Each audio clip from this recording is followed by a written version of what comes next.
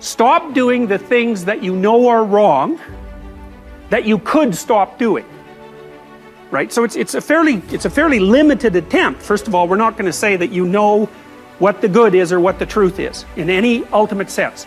But we will presume that there are things that you're doing that for one reason or another you know are not in your best interests. There's something about them that you just know you should stop. They're kind of self-evident to you. Other things you're going to be doubtful about. You're not going to know which way is up and which way is down. But there are things that you're doing that you know you shouldn't do. Now, some of those you won't stop doing for whatever reason. You don't have the discipline, or maybe there's a secondary payoff, or you don't believe it's necessary, or it's too much of a sacrifice, or you're angry or resentful or afraid. Who knows? So forget about those for now. But there's another subset that you could stop doing. It might be a little thing. Well, that's fine. Stop doing it and see what happens. And what'll happen is your vision will clear a little bit. And then something else will pop up in your field of apprehension that you will also know you should stop doing, and that you could stop doing, because you strengthened yourself a bit by stopping doing the particular stupid thing that you were doing before. That just puts you together a little bit more. And you could do that repeatedly for an indefinite period of time. And you know, that doesn't necessarily mean that you're going to ever be able to formulate a clear and final picture of what constitutes the truth and the good. But it does mean that you'll be able to continually move away from what's untruth and what's bad.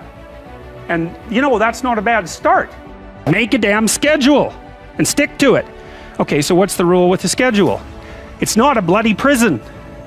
That's the first thing that people do wrong. They say, well, I don't like to follow a schedule. It's like, well, what kind of schedule are you setting up? Well, I have to do this, then I have to do this, then I have to do this, you know, and then I just go play video games, because who wants to do all these things that I have to do? It's like, wrong. Set the damn schedule up so that you have the day you want. That's the trick. It's like, okay, I've got tomorrow. If I was going to set it up so it was the best possible day I could have, practically speaking, what would it look like? Well, then you schedule that. And obviously there's a bit of responsibility that's going to go along with that, because if you have any sense, one of the things that you're going to insist upon is that at the end of the day, you're not in worse shape than you were than at the beginning of the day, right? Because that's a stupid day. If you have a bunch of those in a row, you just dig, you know, you dig yourself a hole and then you bury yourself in it. It's like, sorry, that's just not a good strategy. It's a bad strategy. So maybe 20% of your day has to be responsibility and obligation, or maybe it's more than that, depending on how far behind you are. But even that, you can ask yourself, okay, well, I've got these responsibilities. I have to schedule the damn things in. What's the right ratio of responsibility to reward?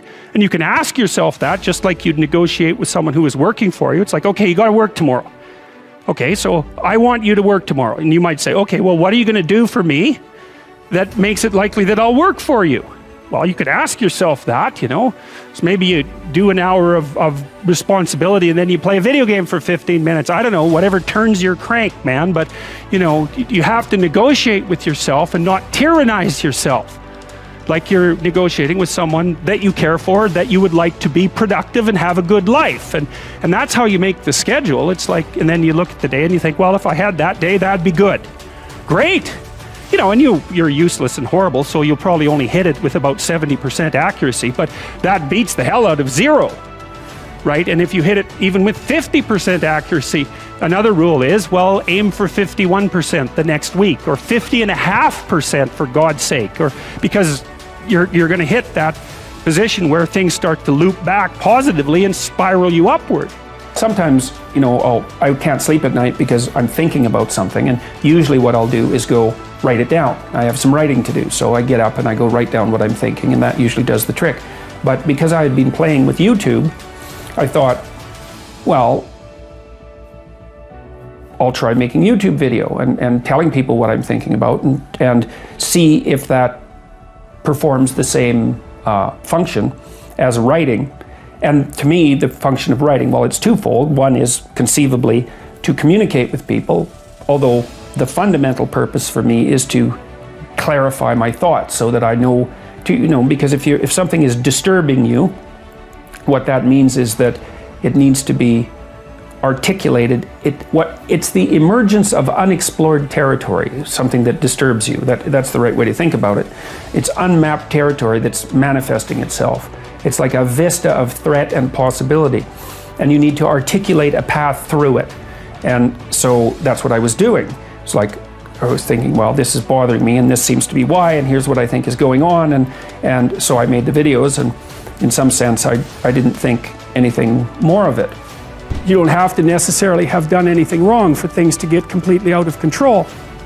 It's a terrifying doctrine, but it's not a hopeless doctrine because it still says that there's a way forward, there's a pathway forward, and the pathway forward is to adopt a mode of being that has some nobility so that you can tolerate yourself and perhaps even have some respect for yourself as someone who's capable of standing up in the face of that terrible vulnerability and suffering, and that the pathway forward, as far as the existentialists are concerned, is by, well, certainly by the avoidance of deceit, particularly in language, but also by the adoption of responsibility for the conditions of existence and some attempt on your part to actually rectify them. And the thing that's so interesting about that is, well, two, as far as I'm concerned, and some of this is from clinical experience, you know, if you take people, and I've told you this, and you expose them voluntarily to things that they are avoiding and are afraid of, you know, that they know they need to overcome in order to meet their goals, their self-defined goals. If you can teach people to stand up in the face of the things they're afraid of, they get stronger. And you don't know what the upper limits to that are, because you might ask yourself, like, if for 10 years, if you didn't avoid doing what you knew you needed to do, by your own definitions, right, within the value structure that you've created, to the degree that you've done that, what would you be like? Well, you know, there are remarkable people who come into the world from time to time, and there are people who do find out over decades-long periods what they could be like if they were who they were, if they spoke their being forward.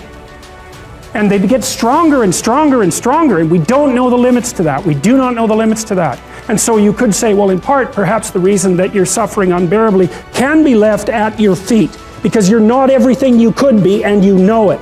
And of course, that's a terrible thing to admit, and it's a terrible thing to consider, but there's real promise in it, right? Because it means that perhaps there's another way that you could look at the world, and another way that you could act in the world. So what it would reflect back to you would be much better than what it reflects back to you now. My experience is with people that we're probably running at about 51% of our capacity.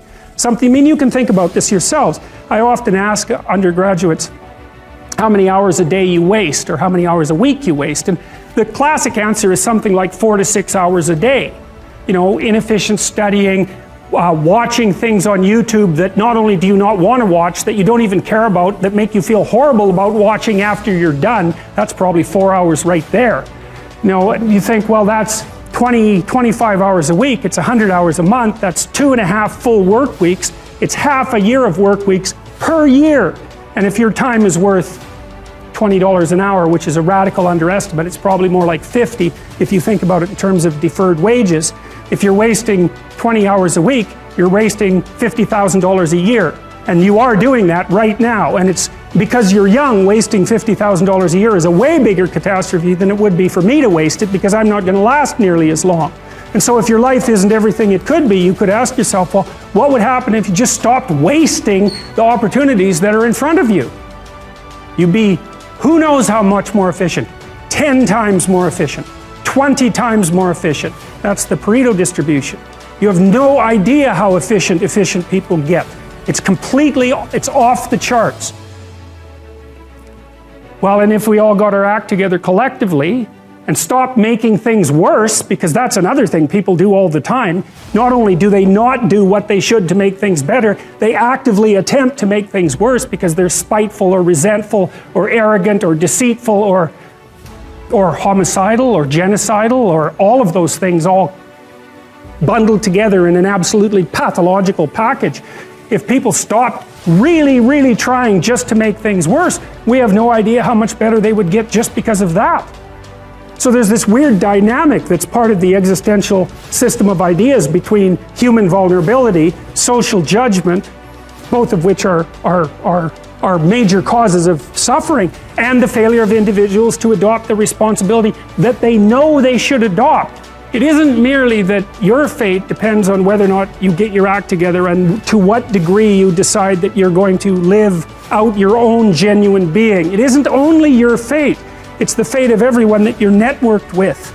And so, you know, you think, well, there's 9 billion, 7 billion people in the world. We're going to peak at about 9 billion, by the way, and then it'll decline rapidly, but 7 billion people in the world, and who are you? You're just one little dust mote among that 7 billion, and so it really doesn't matter what you do or don't do, but that's simply not the case.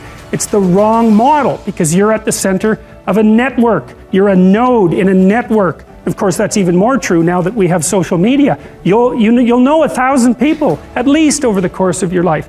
And they'll know 1,000 people each, and that puts you one person away from 1 million, and 2 persons away from 1 billion. And so that's how you're connected, and the things you do, they're like dropping a stone in a pond. The ripples move outward, and they affect things in ways that you can't fully comprehend, and it means that the things that you do and that you don't do are far more important than you think. And so if you act that way, of course, the terror of realizing that is that it actually starts to matter what you do. And you might say, well, that's better than living a meaningless existence. It's better for it to matter. But I mean, if you really asked yourself, would you be so sure if you had the choice? I can live with no responsibility whatsoever. The price I pay is that nothing matters. Or I can reverse it and everything matters. But I have to take the responsibility that's associated with that. It's not so obvious to me that people would take the meaningful path. You know, when you say, well, nihilists suffer dreadfully because there's no meaning in their life, and they still suffer. Yeah, but the advantage is they have no responsibility. So that's the payoff, and I actually think that's the motivation. Say, well, I can't help being nihilistic. All my belief systems have collapsed. It's like, yeah, maybe. Maybe you've just allowed them to collapse because it's a hell of a lot easier than acting them out. And the price you pay is some meaningless suffering, but you can always whine about that and people will feel sorry for you, and you have the option of taking the pathway of the martyr, so that's a pretty good deal, all things considered, especially when the alternative is to bear your burden properly and to live forthrightly in the world. Well, what Solzhenitsyn figured out, and so many people in the 20th century, it's not just him, even though he's the best example, is that if you live a pathological life, you pathologize your society. And if enough people do that, then it's hell. Really, really. And you can read the Gulag Archipelago if you have the fortitude to do that, and you'll see exactly what hell is like. And then you can decide if that's a place you'd like to visit, or even more importantly, if it's a place you'd like to visit and take all your family and friends. Because that's what happened in the 20th century.